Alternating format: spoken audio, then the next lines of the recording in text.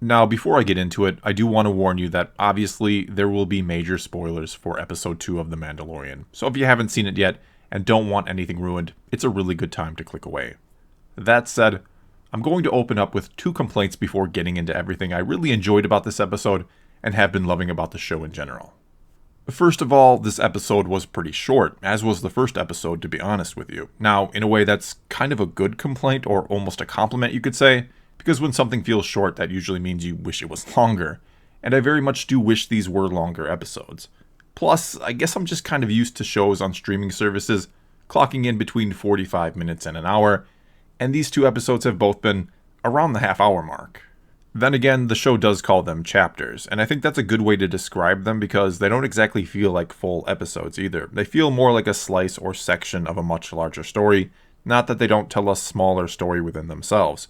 Only that they really don't exactly fit a more traditional structure, which I'm fine with, mind you. In fact, they're probably very much like the serialized shows from George Lucas's childhood, like Buck Rogers and Flash Gordon, and something tells me Lucas very much approves of the structure or style since that's the feel he was going for with the original Star Wars movies as well. And I'd imagine anyone who sits down and binge watches the whole season all at once will feel like they're having a more complete experience than those who are watching it week to week. The other complaint is not a huge one, but I do wish they were telling us the planet names. I had to look online to learn they were on Arvala 7, and I've heard or seen people guessing that maybe they're on Ryloth or Tatooine, which would have been cool, especially the latter since we've never seen Ryloth in live action. But nope, it's a brand new planet, which is certainly fine. I just wish they were telling us the names right in the show.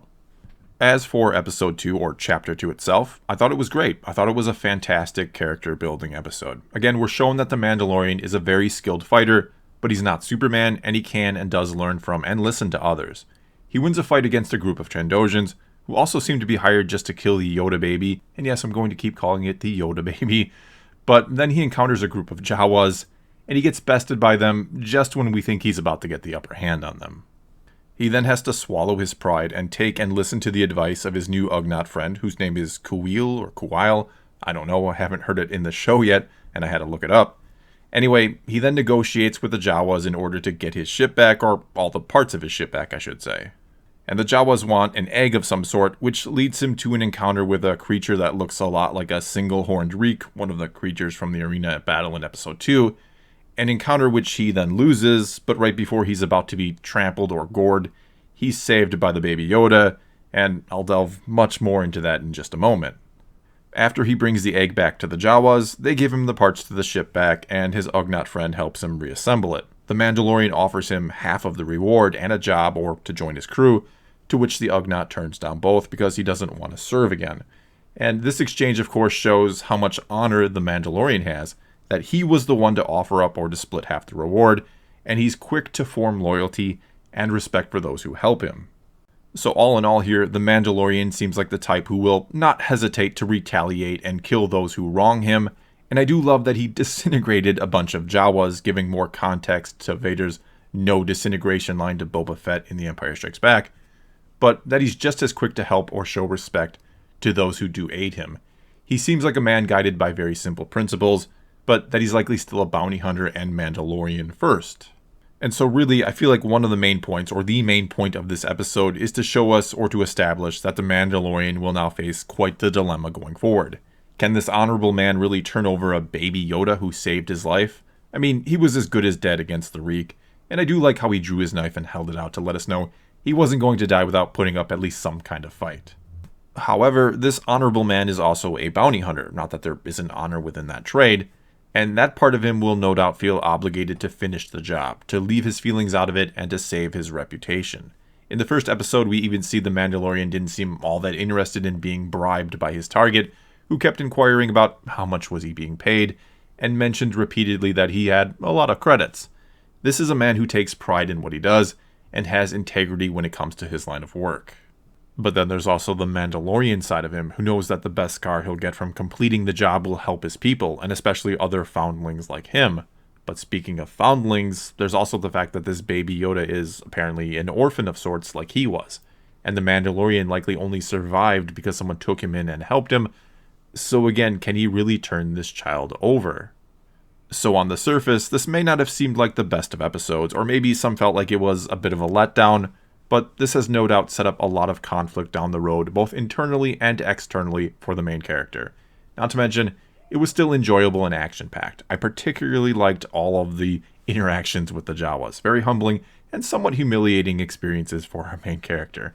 And again, we get to see that he's not the Terminator or anything like it, that he's not just going to be able to walk into every single situation, guns blazing, and win the day, and that he's also going to need help sometimes.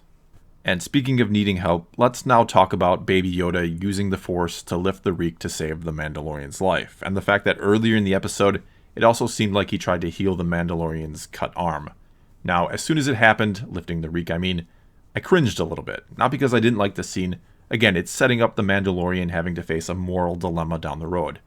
I cringed because I know some out there will say, either this justifies Rey and her ability to use the Force the way she does with no training, or that they'll hate this scene or even the episode or whole show because they'll feel like that's what this show is about, trying to justify Rey. But first of all here, lifting the Reek for a few seconds, which likely weighed a couple tons, was so taxing that Baby Yoda was knocked unconscious by it. We even see that he's still sleeping during the montage where they're fixing the ship, which likely lasted several days, and he only seemed to wake up right when they were leaving. And when asked about what happened by his Ugnaught friend if the baby had been hurt, the Mandalorian says not physically, implying that he thinks it was very mentally taxing, which it very clearly was. It also seemed like it challenged the Mandalorian's worldview to see the Force being used, or galaxy view you could say, which again is an interesting thing for the character to face going forward. Anyway, we have seen before how using the Force like that can be very taxing on the user, from Yoda himself in fact in The Empire Strikes Back when, after getting the X-Wing out of the swampy water, he lets out a tired, heavy sort of sigh. And even Luke, who failed to get his X-Wing out, looked physically exhausted and out of breath by the mere attempt, saying how it was too big. And as Yoda kind of points out when he says how size matters not, that's likely exactly why Luke failed. He saw it more as a physical action than anything else. And really, of all the actions or abilities that can be done using the Force, simply lifting something is likely the easiest to learn or to pull off without training. Hell, some of Luke's first lessons seem to center around lifting rocks, though in this case, Baby Yoda lifted a hell of a lot more than a few rocks. But again, he was completely wiped out afterwards and was unconscious for days. Compare that to Rey, who lifted boulders, hundreds of tons worth no doubt, at the end of The Last Jedi, on how it didn't really seem to physically faze her in the least. And as I've said before, two things that would have made that scene better was hearing the Force ghost of Luke whispering to Rey to breathe, just breathe, and then she collapses afterwards, completely unconscious, and into the arms of Finn, who carries her up to the Falcon. And then instead of the movie ending with everyone smiling and happy despite having 13 members of the Resistance left or whatever it was, you have Finn watching over the sleeping Rey, mirroring her watching over him at the end of The Force Awakens, as well as watching over the sleeping Rose. But I digress, and all this episode really showed to me was that, as suspected all along, Yoda's species has a natural affinity with the Force. They're very strong with it. And it's curious to know if he could have actually healed the Mandalorian's cut if he'd gotten the chance. I don't think one way or another, this scene was meant to help justify Rey. It was in there to help tell this story, and to make the Mandalorian have to choose between giving up the baby and keeping to the bounty hunter code and helping his people, or if his personal honor of not betraying someone who saved his life weighs out in the end. Okay, moving on from that, one area that I haven't been sure on either way has been the music in this show. It's certainly different from anything else we've heard out of Star Wars before, though early in this episode, I thought I heard a hint of, or a couple notes from, Yoda's theme when they were showing Baby Yoda.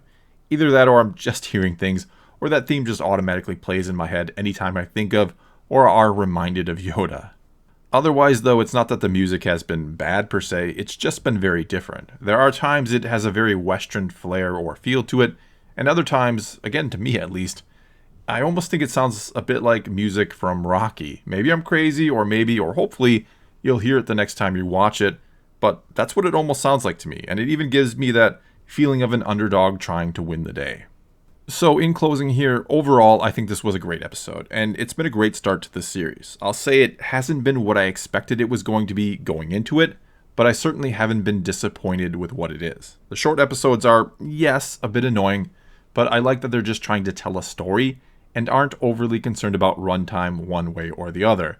They're not trying to put filler material in just to make the episodes or chapters longer, and I hope it goes the other way and they won't shy away from maybe giving us a much longer episode if the story calls for it. I also very much like what they've done with the Mandalorian so far. I like that I don't think that helmet is coming off anytime soon, but that we're still getting a feel for who the character is and what he's all about despite not seeing his face.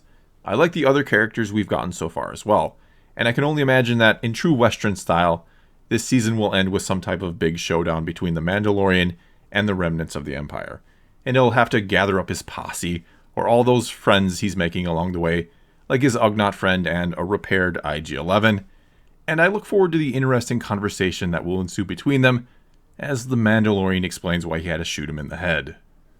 Well, that's all I've got for you this time. Now it's your turn to tell me what you thought of the second chapter of The Mandalorian, and what you've thought of the show overall thus far. Is this everything you were hoping for and more, or is this a bit of a letdown thus far?